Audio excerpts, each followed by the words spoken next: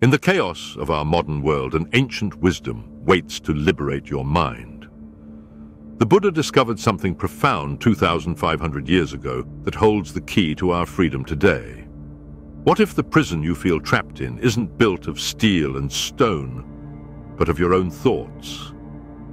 What if freedom isn't somewhere out there, but right here, in this very moment? Picture this.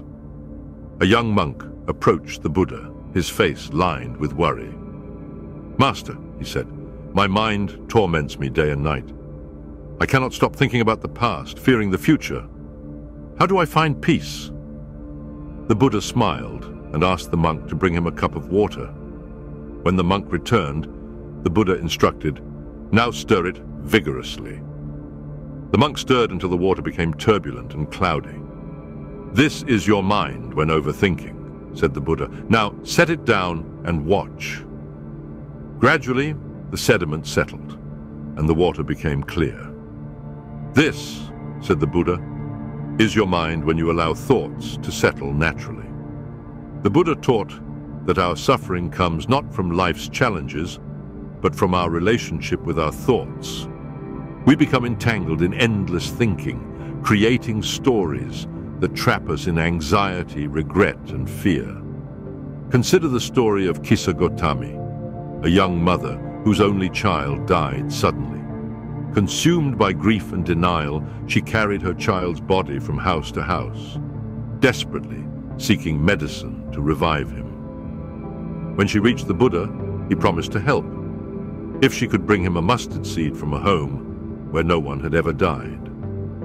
As Kisa Gotami searched the village, she gradually realized a profound truth. Suffering and impermanence touch every life. It wasn't more thinking that freed her from suffering. It was seeing reality clearly for the first time. The Buddha didn't just identify our problem with overthinking. He offered a path to freedom. This path begins with a revolutionary idea. You are not your thoughts. Imagine standing by a busy road watching cars pass. Your thoughts are like these vehicles. They come, they go. You don't need to jump into every car. You can simply watch them pass by. This is mindfulness, the practice of observing thoughts without attachment, without judgment, without being swept away. The Buddha taught that all phenomena, including our thoughts, arise and pass away naturally. Even your most troubling thoughts are like storm clouds crossing the sky. No matter how dark they appear, they will pass if you don't feed them with your attention. In the famous parable of the two arrows, the Buddha explained, "When struck by an arrow, we feel pain. This is inevitable, but our reaction, our overthinking, our resistance, is like being struck by a second arrow, one we shoot ourselves. We cannot always control the first arrow, but the second is optional." A powerful story tells of a student who complained to his teacher about his uncontrollable thoughts. The teacher asked, "If someone gave you gifts you didn't want, would you accept them?" "No," replied the student. "Then why do you accept unwanted thoughts?" asked the teacher. The freedom you seek is not in perfecting your life or silencing your mind completely. It's in changing your relationship with thinking itself. The Buddha's prescription is revolutionary yet simple. First, cultivate awareness.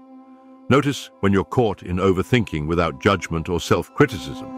Second, direct your attention to the present moment, the sensation of your breath, the feeling of your feet on the ground, the sounds around you. Third, practice compassion toward yourself and your busy mind.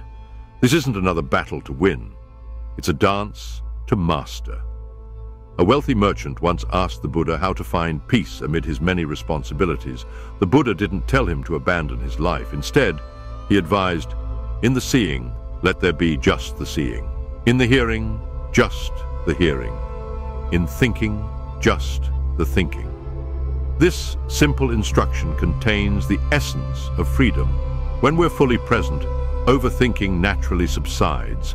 What the Buddha discovered beneath the Bodhi tree wasn't an escape from life, but a way to live it fully. His message echoes across centuries. Your freedom doesn't lie in controlling or eliminating thoughts, but in discovering the spacious awareness that contains them. The prison doors were never locked. The thoughts that seem so solid are as substantial as mist. And you, the real you, is the clear, open sky that remains when the clouds part. This freedom is your birthright. It's available in this very breath, this very moment. The question isn't whether you can be free from overthinking. The question is, are you ready to discover the freedom that's already here? Your journey begins now. Breathe, notice, allow, be free.